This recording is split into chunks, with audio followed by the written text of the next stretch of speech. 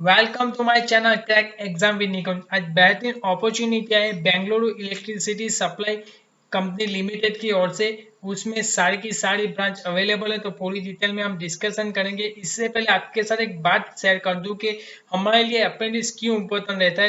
NTPC ने clearly criteria में mention किया गया था कि आपके पास 1 ईयर का अप्रेंटिस का जो सर्टिफिकेट है, वो सर्टिफिकेट आपने जनरेशन या डिस्ट्रीब्यूशन कंपनी से आपने 1 ईयर ट्रेनिंग कंप्लीट की है एज ए अप्रेंटिस, तो वो भी एक्सपीरियंस कंसीडर किया जाएगा। तो ऐसी इसलिए आप सबको मैं एक बात कह रहा हूँ कि जब हम अप्रेंटिस करते हैं तो उसका जो एक्सपीरियंस है वो काफ़ी सारी कंपनी में कंसीडर होता है। और जब एनटीपीसी एक हमारी पीएसयू है, गवर्नमेंट जॉब है, तो उसी में जो कंसीडर होता है तो हमारे लिए वो बहुत ही बढ़िया बेहतरीन रहता है। तो हमें जब भी जनरेशन या डिस्ट्रीब्यूशन की जो कंपनी से रिक्रूटमेंट आती है अप्रेंटिसशिप की, तो वो अप्रेंटिस करनी चाहिए ताकि हमें ऐसी कंपनी में जाने का हमारे लिए जो डोर है वो ओपन हो जाए। तो इसी बात आपके साथ शेयर करनी थी। तो आज का जो हमारा डिस्कशन हम स्टार्ट करते हैं।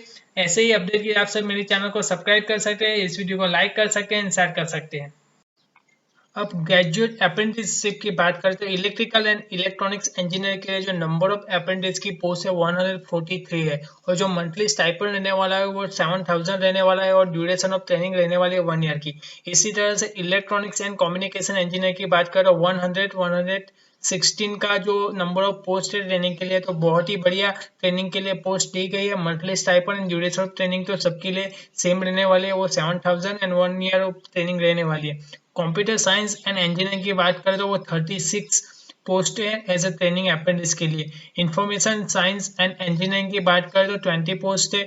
सिविल इंजीनियर की बात करें तो 5 पोस्ट है, और इंस्ट्रूमेंट टेक्नोलॉजी इंजीनियरिंग की बात करें तो 5 पोस्ट है। तो टोटल पोस्ट की बात करें तो 325 पोस्ट है हमारे ग्रेजुएट अप्रेंटिस ट्रेनिंग के लिए। तो वो बहुत ही बढ़िया अपॉर्चुनिटी है।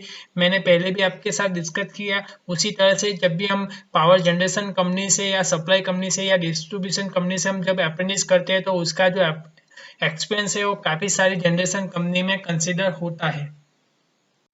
अब बात करते हैं हमें डिप्लोमा अप्रेंटिसशिप की, तो जिसमें इलेक्ट्रिकल एंड इलेक्ट्रॉनिक्स इंजीनियर की टोटल नंबर ऑफ पोस्ट है वो 55 है, और जो मंथली स्टाइपेंड रहने वाला है वो 5000 रहने वाला है, और जो ड्यूरेशन ऑफ ट्रेनिंग है वो 1 ईयर की रहने वाली। अब इलेक्ट्रॉनिक्स एंड कम्युनिकेशन इंजीनियर की बात करें तो नंबर ऑफ पोस्ट 10 रहने वाली है, मंथली स्टाइपेंड 5000 रहने वाला है।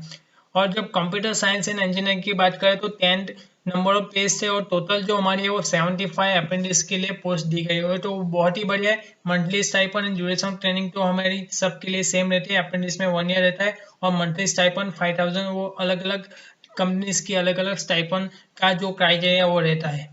अब एलिजिबिलिटी क्राइटेरिया हम क्वालिफिकेशन की बात करें तो बीई होना चाहिए, और डिग्री डिप्लोमा का सर्टिफिकेट होना चाहिए, और प्रोविजनल सर्टिफिकेट भी होगा तो भी वो कंसिडर करेंगे। लेकिन उस लोगों ने मेंशन क्लियरली किया है कि 2018, 2019, 2020 वाले ही अप्लाई कर सके, मतलब कि 2021 वाले अप्लाई नहीं कर सके, फाइनल ईयर वाले अप्लाई नहीं कर सके। और एक बात वो लोगों ने और भी मेंशन किया है कि 2018 जुलाई में जिसने पास किया है उस लोग ही अप्लाई कर सकते हैं। अब हमें किस तरह से अप्लाई करना है उसके बारे में हम डिस्कस करें, तो पहले उस कैंडिडेट के बारे में मैं डिस्कस करूंगा जिसके पास MHRD NATS पे रजिस्ट्रेशन नहीं किया हुआ है। तो पहले हमें www.mhrd.nats.gov.in पे जाके हमें रजिस्ट्रेशन करना पड़ेगा। हमारा एनरोलमेंट नंबर जो जनरेट होगा वो हमारे लिए बहुत ही इंपॉर्टेंट रहेगा। उसी एनरोलमेंट नंबर से हम आगे हमारी प्रोसीजर फॉलो कर सकते हैं। तो उस चीज़ करने के बाद हमें स्टेप्स 2 में आना पड़ेगा, उसमें लॉगिन करना पड़ेगा। फिर जो हमारा एस्टेब्लिशमेंट रिक्वेस्ट मेन्यू है उसमें जाना पड़ेगा, फिर फाइंड एस्टेब्लिशमेंट करना पड़ेगा, फिर अपलोड करना पड़ेगा हमारा रिज्यूम, फिर एस्टेब्लिशमेंट जो हमारा जो नेम है वो चूज करना पड़ेगा, और जिसमें type Bangalore electricity supply company limited को सर्च करना रहेगा। फिर अप्लाई करना रहेगा, और बाद में फिर से अगेन हमने अप्लाई करना रहेगा। वही स्टेप जिसके पास MHRD पे जो एनरोलमेंट नंबर है उस लोग के पास, जिसके पास एनरोलमेंट नंबर है वो लोग तो स्टेप 2 फॉलो कर सकते हैं। तो सिंपल चीज़ है, वो उसकी जो लिंक है वो मैं डिस्क्रिप्शन बॉक्स में रख दूंगा, वहाँ से जाके आप MHRD NATS पे जाके रजिस्ट्रेशन कर सकते हो, और इसी स्टेप को फॉलो करके आप सब अपना फॉर्म फिलअप कर सकते हो, और इसी का स्क्रीनशॉट लेके आप सब रेफरेंस में भी रख सकते हो। और कोई भी क्वेरीज हो तो आप कमेंट बॉक्स में लिख सकते हो, या मेरे फेसबुक ग्रुप पे ज्वाइन हो सकते हो। अब बात करते हैं कब तक हम अप्लाई कर सकते हैं। तो हमारी जो लास्ट डेट है NATS पे रजिस्टर करने के वो 13 जुलाई, इस महीने की 13 जुलाई तक हम NATS पे हमारा रजिस्ट्रेशन कर सकते हैं और हमारा एनरोलमेंट नंबर जनरेट कर सकते हैं। और जो बैंगलोर इलेक्ट्रिसिटी कंपनी लिमिटेड का जो लास्ट डेट अप्लाई करना है वो 5 अगस्त रहेगा। तो काफ़ी सारा टाइम है, अभी तक आप सबने अप्लाई नहीं किया तो अप्लाई कर सकते हो। और जो शॉर्ट लिस्ट होगा कैंडिडेट की लिस्ट वो हमें 10 अगस्त को मिल जाएगी।